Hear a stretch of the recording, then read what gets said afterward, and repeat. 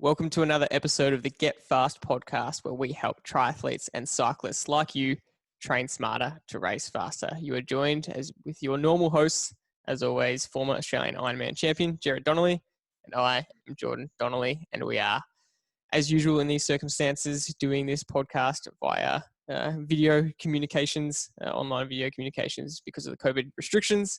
So as usual, we apologize for any audio or video quality issues. We're doing our best to control them. Before we get into today's podcast, if you want to get our Expert Secrets cheat sheet, a cheat sheet of the best tips and advice to help you train smarter and race faster, and also get our weekly emails, which is the best way to get access to our programs that actually will help you train smarter and race faster, go to getfastpodcast.com. If you go to getfastpodcast.com, again, you can get onto our weekly email list. You can get access to our programs that help you train smarter and race faster. And as we said on last week's podcast, help you be one of our 30 plus athletes who got an FTP improvement last week. And to do that, go to getfastpodcast.com. So in today's episode, we've got a pretty packed episode in what's caught our attention this week. Le Tour de France has started again, and we are very excited to talk about it. We're going to touch on getting injured on the bike and how much of a risk that actually is, which is surprising to most people. And based on the start of the Tour de France, we're going to touch on race tactics, how to outsmart your competitors. So to get into the episode, Dad, let's talk about the famous Tour de France, which has started, which is super exciting. What's caught your attention this week in the Tour, in the first two stages? So stage one was quite dramatic, wasn't it? The list of injuries from the crashes, the amount of crashes was, I think, a record. That to me was a really intriguing debate. And the one thing I wanted to talk about, which caught my attention, is, as Robbie McEwen was calling it, the Astana Karma. When the peloton wanted to take it safely down the descent, which was, let's face it, like an ice skating rink. And you've got to remember, Nice has 300 days a year of no rain, and how unlucky that the first stage of the tour is bucketing rain. So the road is just not used to having water on it, and it's got, diesel, petrol, soap suds from people washing their cars, and the caravan that goes ahead of the tour. I think there is a soap sud van that sprays out soapy water on the road. So once the rain mixes with that, it's treacherous. And the debate question is, should you be allowed to attack on a descent? And in the rules, it's a race. So of course you should, you are allowed to attack on a descent. But again, you've got to really weigh up the safety aspect, the whole risk factor involved. And of course, when Astana decided not to agree with the peloton's decision to just go down safely, and in the first few minutes, one of their key riders ends up sliding into a post and a tree. So, it was instant, wasn't it? As soon as they went on the front, they literally went around to three corners, and then it was scary watching him crash. And Robbie McEwen called it straight away. Yeah, so that definitely caught my attention. What is the right thing to do? You can imagine, Vinokurov sitting in the car, the director sportive of Astana, screaming at them to tell them, it's a race, you idiots, start racing, and it can backfire so badly. And a lot of the teams, in the peloton, there is a thing in the peloton that people really need to, it's sort of like the thought process of the peloton is more important than the individuals, I think. And yeah, it is a race, but there's times when you need to, pull your head in and conform and do what's right for the sport rather than, risk. Already it was, I think FDJ had 7 out of 8 riders who'd crashed. Only one rider in the whole team didn't crash.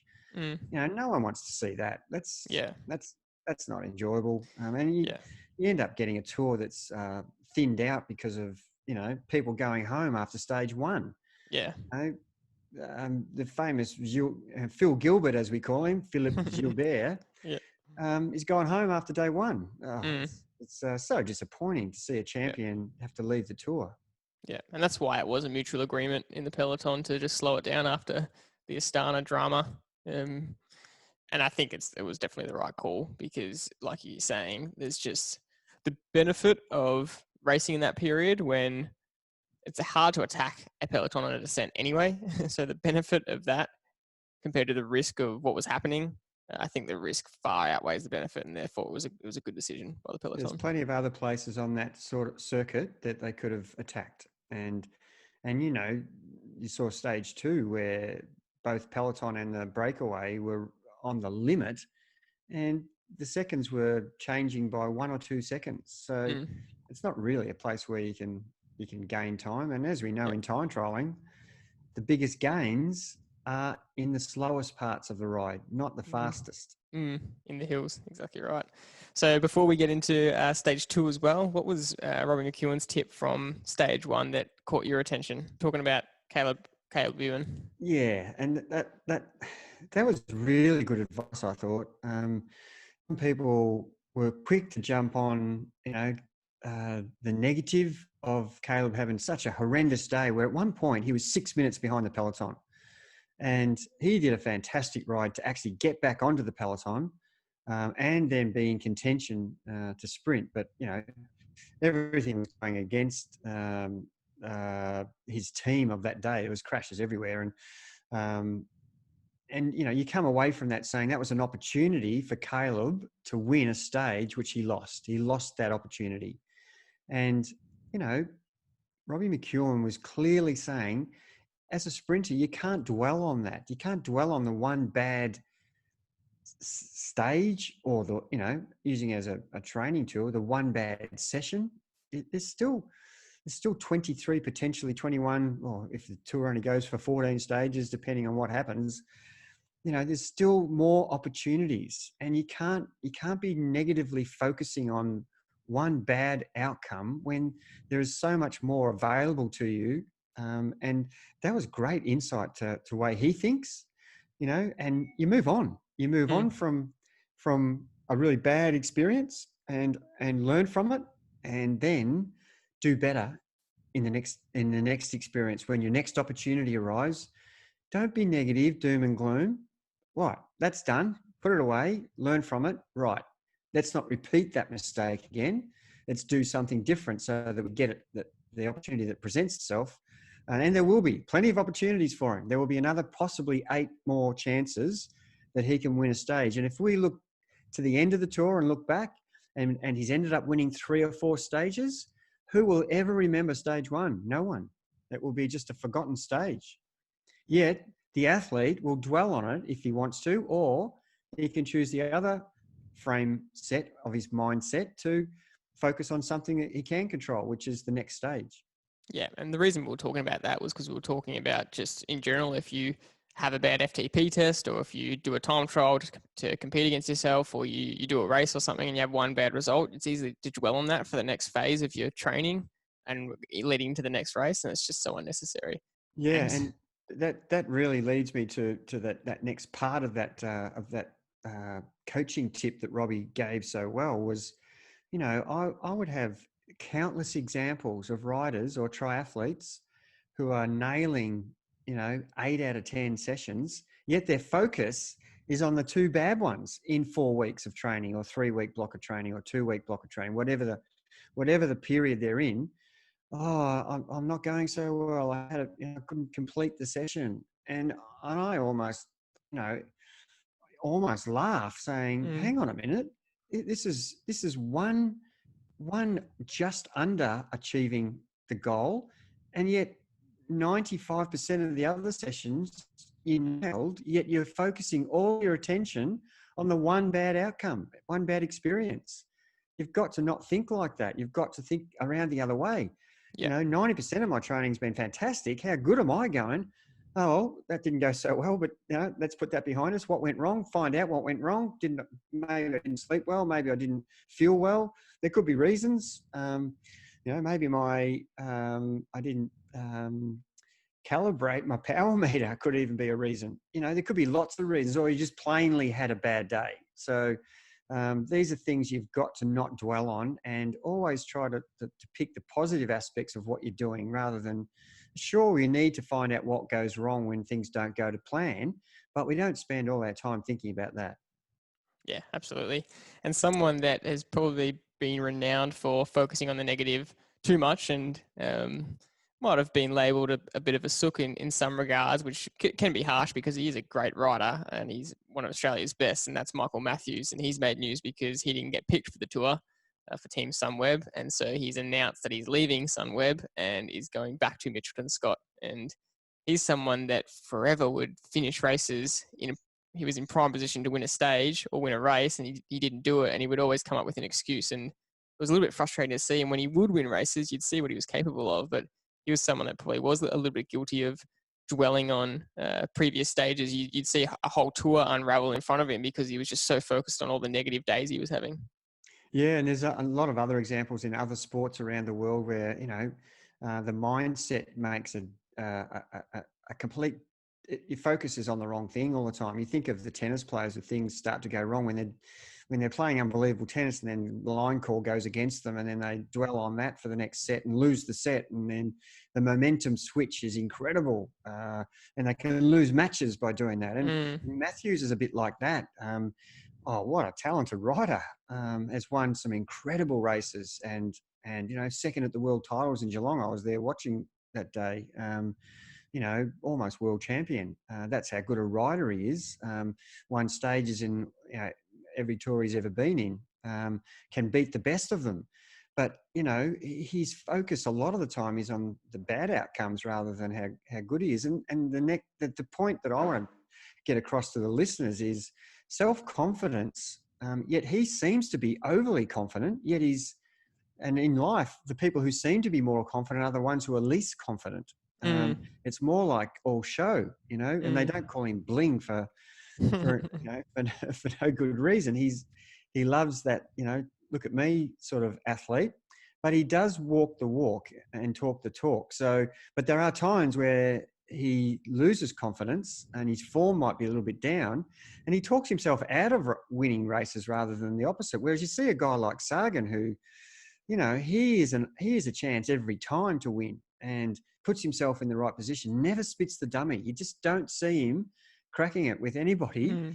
Whereas you see that a lot from a Matthews, and it's something that our guys can really learn from, is having self-confidence, inner self-belief, which is different to, a bling type of show-off type of self-belief, a quiet inner resolve.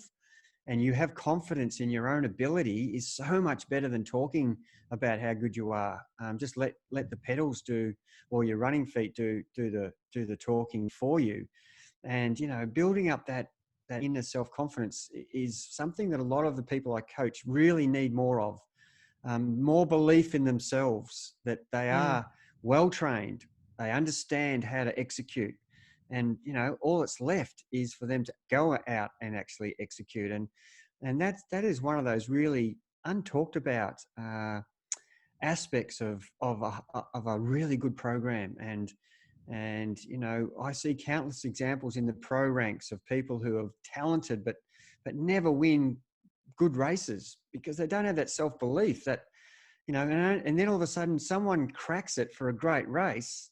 I think Pedersen won the world titles last year, and what a different rider he is now. That one race has just said to himself, "Oh, I can do this," and he puts himself in. He's got more confidence in his ability now, and we see that even in age group riding. Once you get that breakthrough win in a C grade race or a D grade race, or if you're lucky enough in an A grade race, it just changes your mindset. It gives you the thought process that you can do it.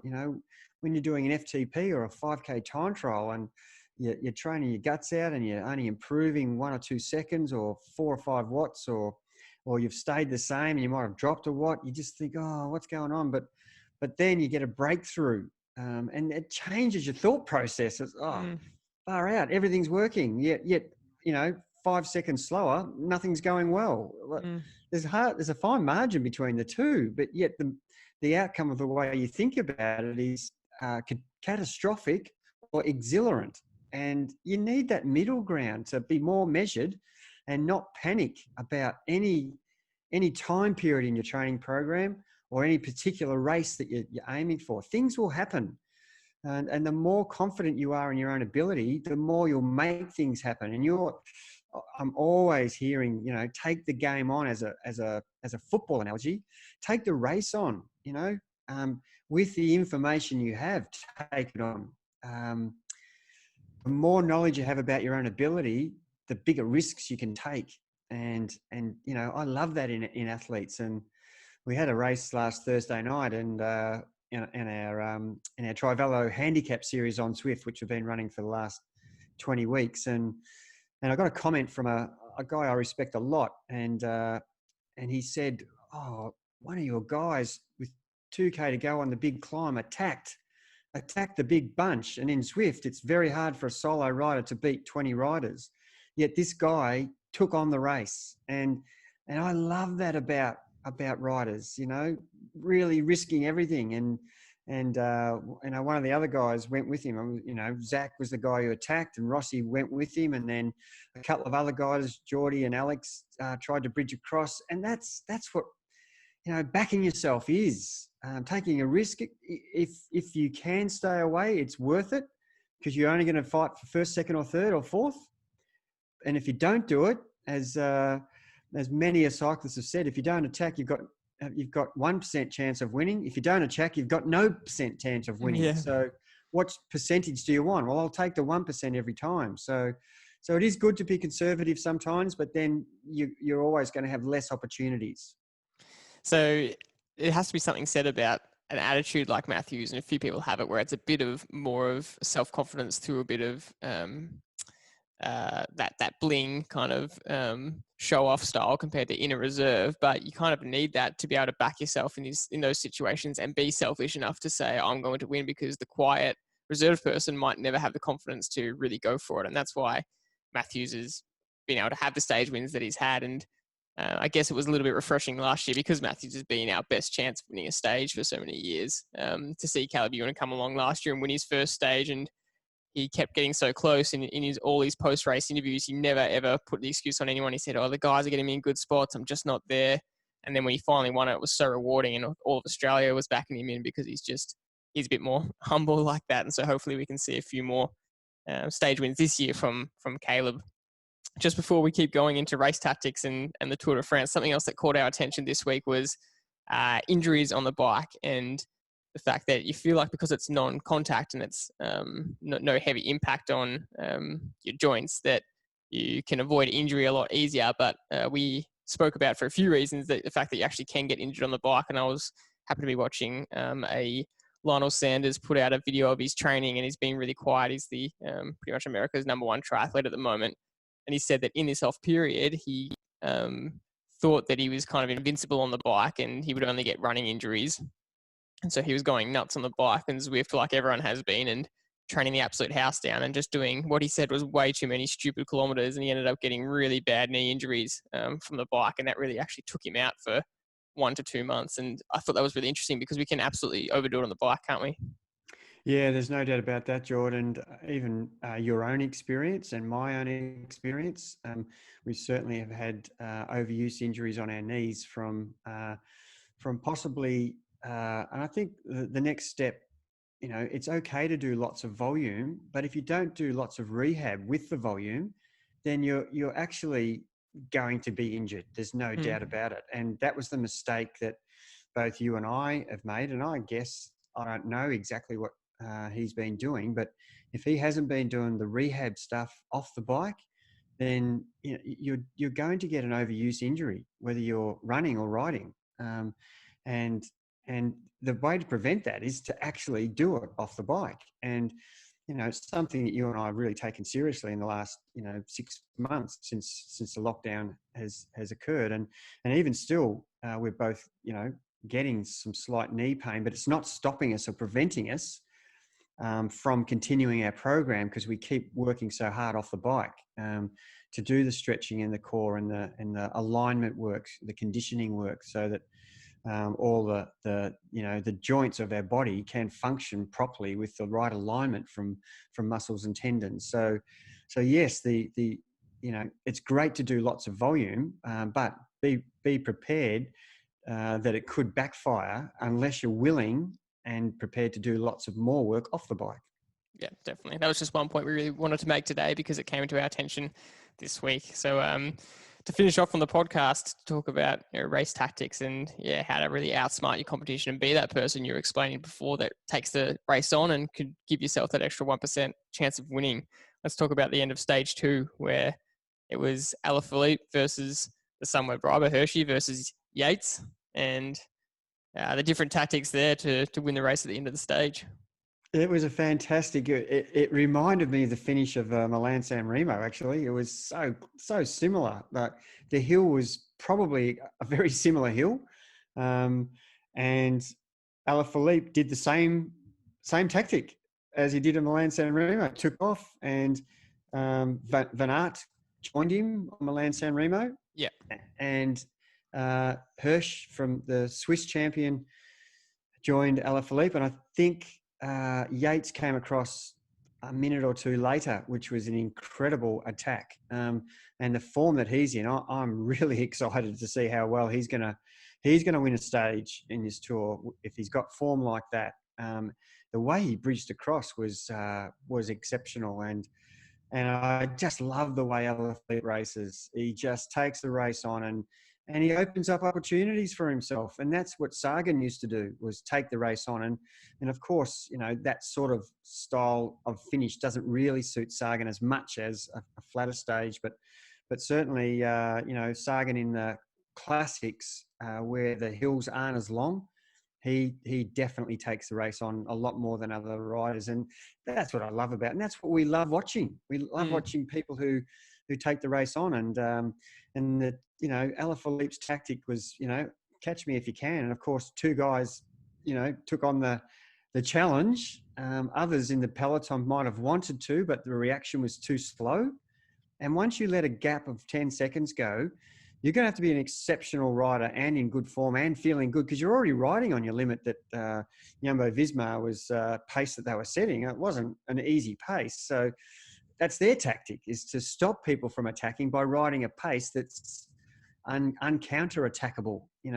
If we ride just on threshold or just over, hardly anybody in this race is going to have the energy to attack us, except for an outstanding guy like Alaphilippe. And believe me, he would have been hurting in the peloton, but he's willing to bluff and throw it, and some guys will go, I can't count it. I can't match that.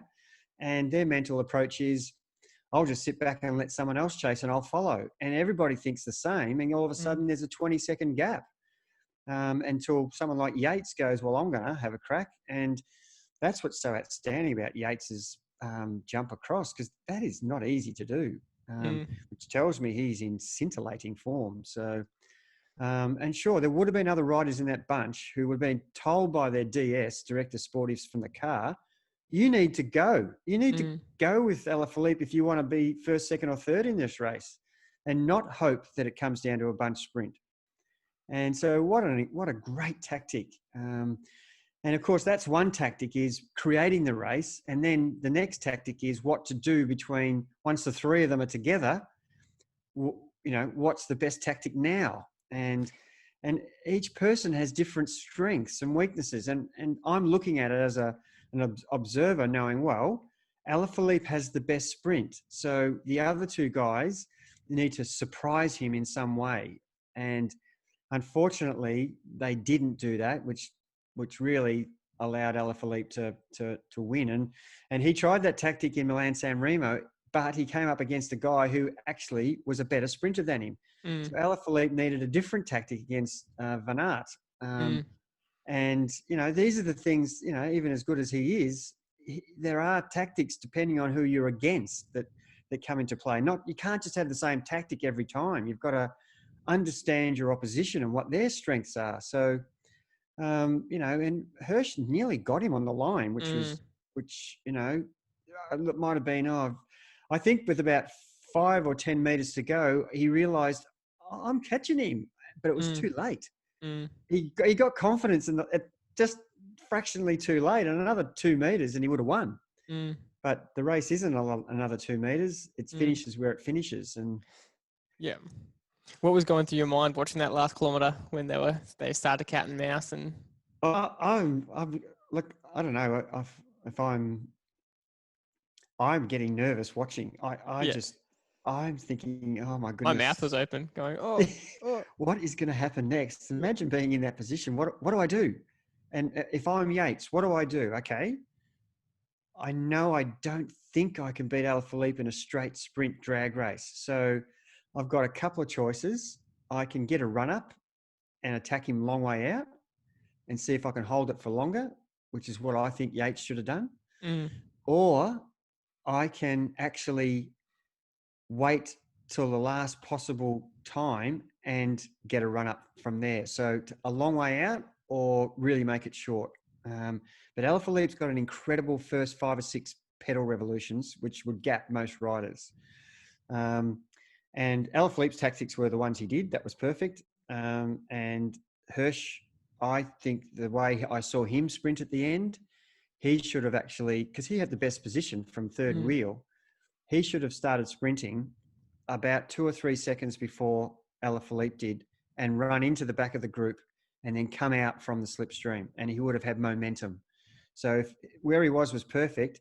Lay off the back of Yates, give him a metre or two and run straight into the back of Yates and at the last second deviate, and then you've got the slipstream momentum, and he would be on 55 km an hour and Alaphilippe would have been doing 53 and he would have gone past him.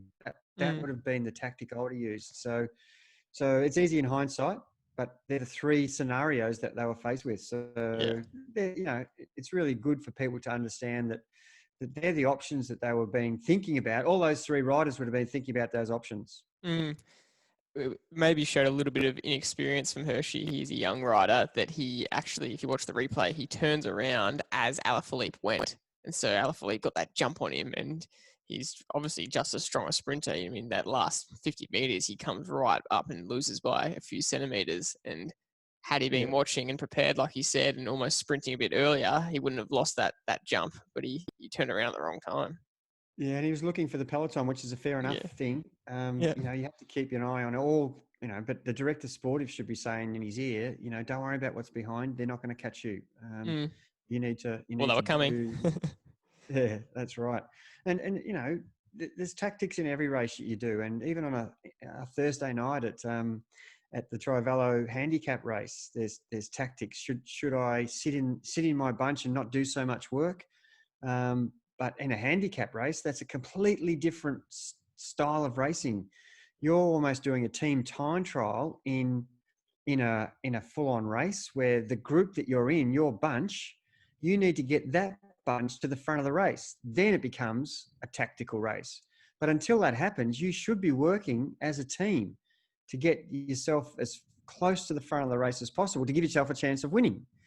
And if you don't do that in a handicap and ride for yourself and hide, then you're possibly not going to contribute, which means your group is not going to get to the front of the race and you're not going to win anyway. So why would you sit in? And that's some of the things that, a lot of the riders are learning in our handicap races on a Thursday night, that everybody needs to contribute in the group, especially on Zwift when bigger bunches, the speed is inexplicably different to normal riding. You're getting more bang for your buck in a big bunch on Zwift than you do as a peloton outdoors.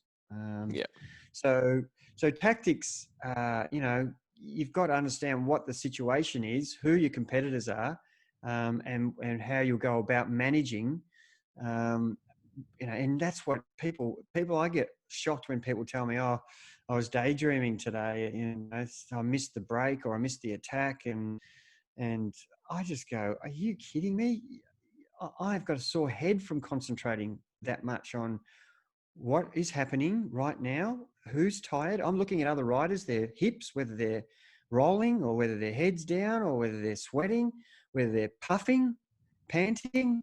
I'm looking for all this stuff to give me feedback as to what my competition is feeling like at any particular moment in a race. And for me, that's concentration, and then I can create the next tactic in my head. Right, next hill that comes, I'm going to attack these guys, or the downhill when they're not ready, or whatever. But I'm forever thinking about what's next. And Yeah. for people to tell me that they're daydreaming and they miss something, I'm just shocked. Mm.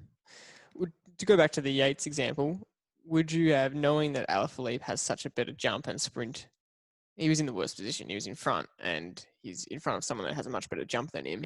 You can only really be in front if you're stronger. That's the only way you're going to be able to win. Yeah, Should like he Van have Aert did. Yeah, should he have just completely said, I can't beat you in a sprint, so I am not afraid of being caught by the peloton. There's no Yep. way I'm going in front of you. Because Yep. he kept shaking his head and he kept doing the work because he didn't want to get caught. But Yep. he's not going to Yep. beat Alaphilippe in a sprint, so he should just either let the peloton catch and sit behind Alaphilippe and risk that. Yep, that would be his tactic. But I tell you what, his best tactic should have been was after he recovered when he rode across, he Jump should have again. attacked. He should have attacked them, especially after Alaphilippe had been on the front, like they were rolling turns a little bit up the hill.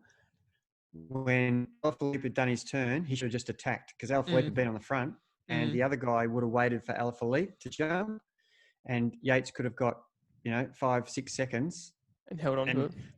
Who knows? He may not have stayed away, but that would have given him one more opportunity to win the race. Yeah. And that was, I think, a little mistake that. And look, he might not have been able to. He might have been on his limit. But again, that's when you need to take a risk, and you never know what's going to happen. Yeah, and you don't know what's actually going on with the riders, do you? It's easy in hindsight. It's so much easier in hindsight as a couch potato commenting.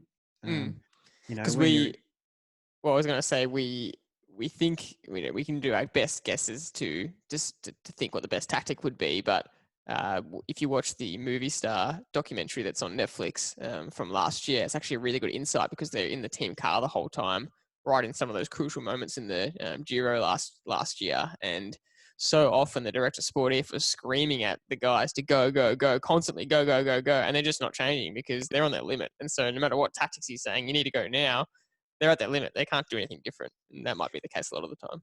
Yeah, exactly. And it was interesting today to see the guy who was getting the most flack in that Movie Star documentary was Soler. Remember, he was the third rider in their team behind Valverde and one of the other.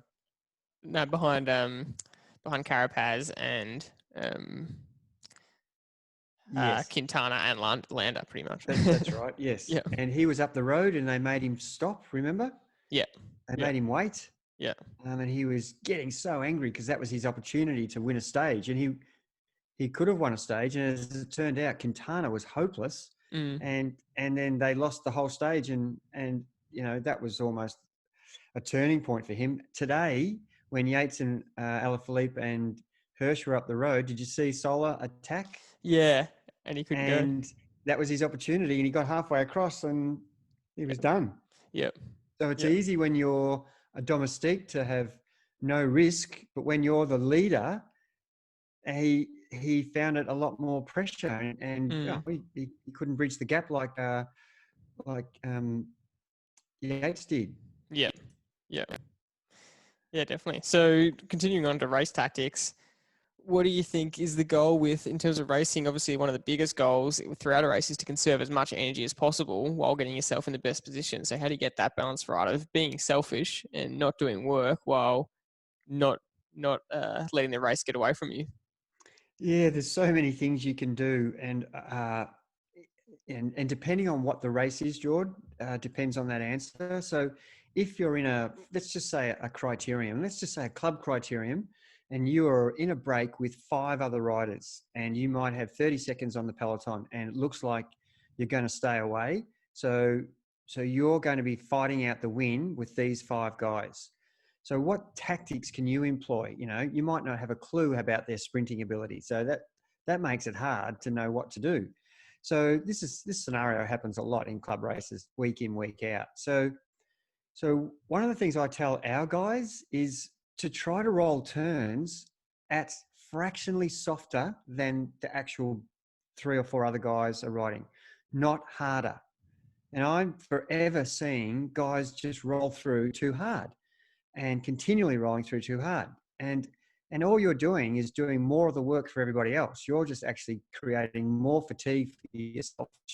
At the finish, you could get rolled. And I've seen that happen so many times with the guy doing so much of the hard rolls and everybody else is just rolling the same, that guy ends up coming fifth out of that group. Mm.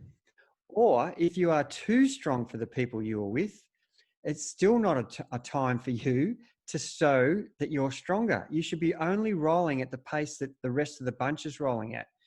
That is a real tactic that people get wrong in just club races. So in the Tour de France, that's something, and you saw Hershey not do the turns, and Alaphilippe was getting, a bit pissed off with him, saying, do more.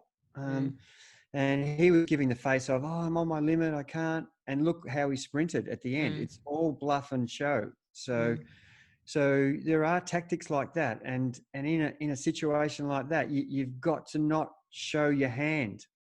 That's what I'm telling people that I'm coaching, to make sure that the other guys don't know how strong you are. They have no idea what's going to come up at the finish when you actually launch an attack on them, up the back straight or wherever you are from the finish, or go out early or jump them on the line. Whatever tactic you're using, you just don't want to show them what you've got until it really counts. And then they, when you attack them and leave them, that's when they realize, oh, geez, I didn't realize he was in, I thought he was struggling. I wasn't even concerned about him.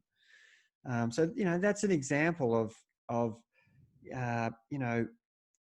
using, you're not scrimping out of your duty. You're still rolling turns, but you're not showing your form, and you're not really creating any more fatigue levels than you're reducing and minimizing your fatigue to as low as possible, without being obviously not contributing. And I'm not a believer in non-contributing.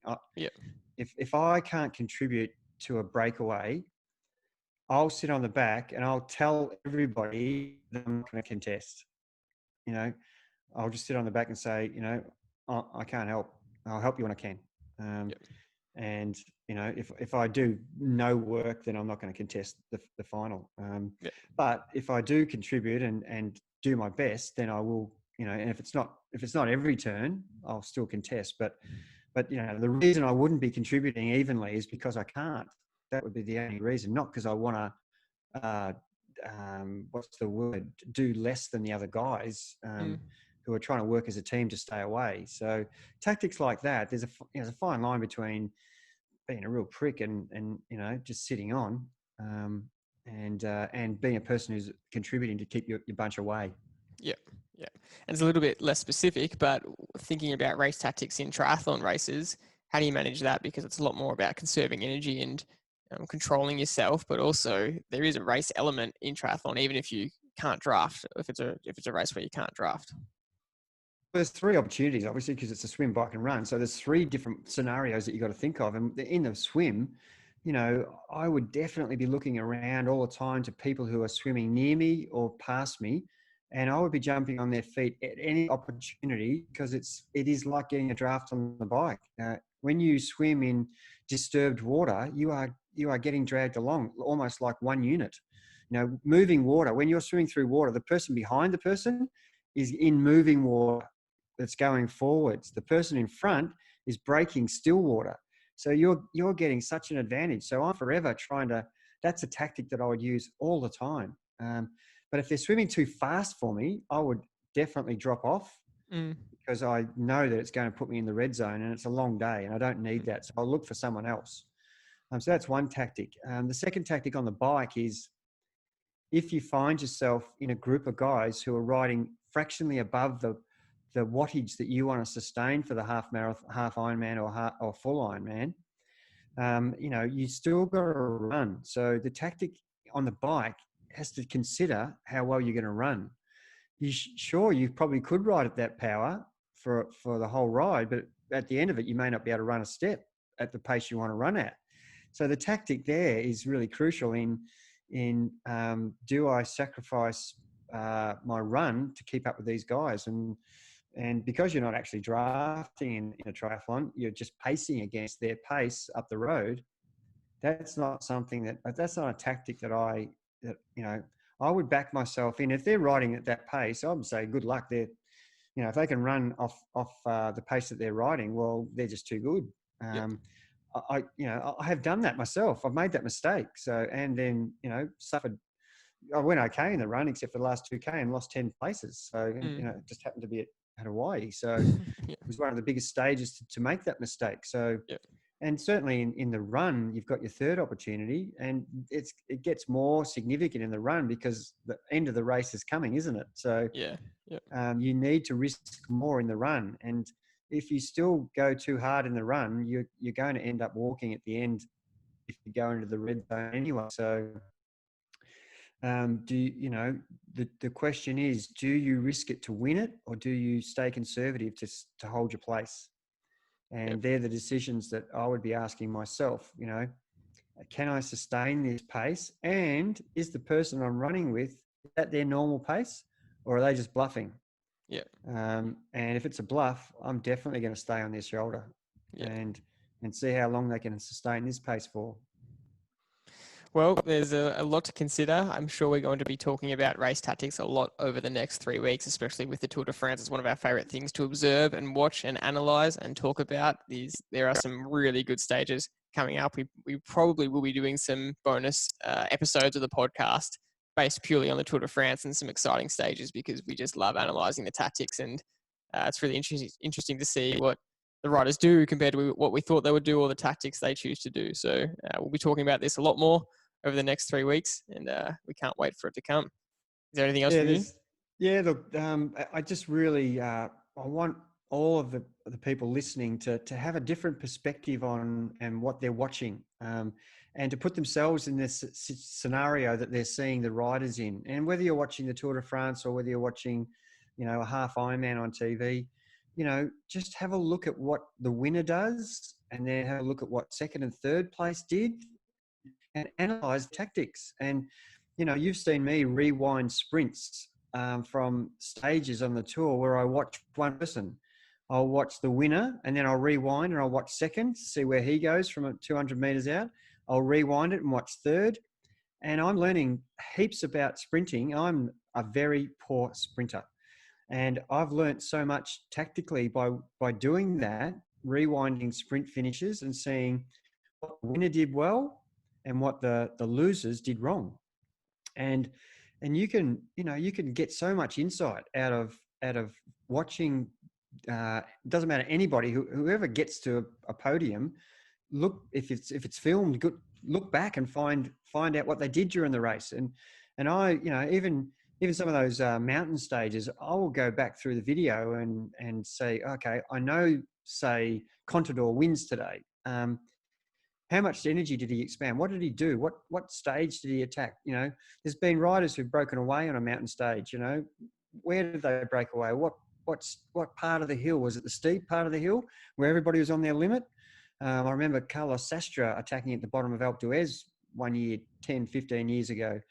And everybody said, who attacks at the bottom of Alpe d'Huez? No one does that. And he stayed away and won. And, taking a risk like that, he got 20 or 30 seconds in the first 3K.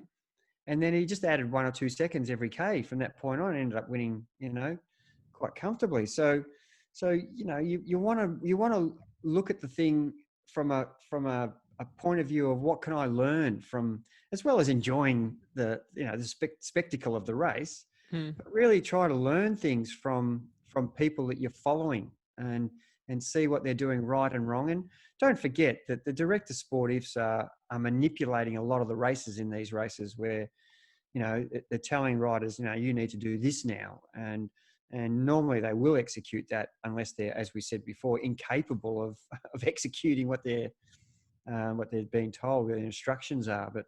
But yeah, there's so many scenarios I can think about that you will be faced with that you've watched on telly, and you may have already had that scenario yourself. And we do a lot of coaching analysis with our athletes about going over, tell me how the race panned out. And while they're telling me how the race panned out, they're saying to me, I think that's where I made the mistake.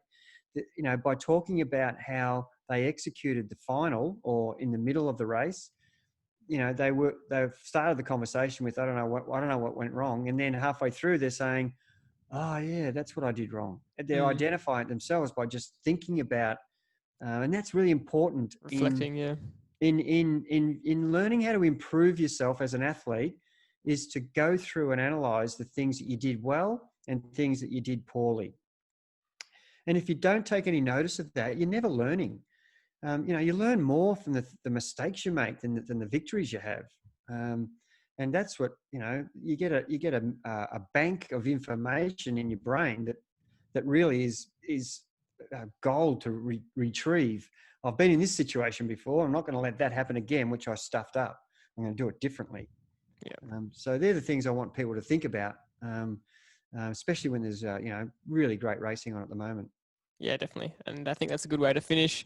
And I'm sure that there will be a few listeners who have come second to you in a sprint who will say you're not a very poor sprinter, but we'll find out. So that's it for today.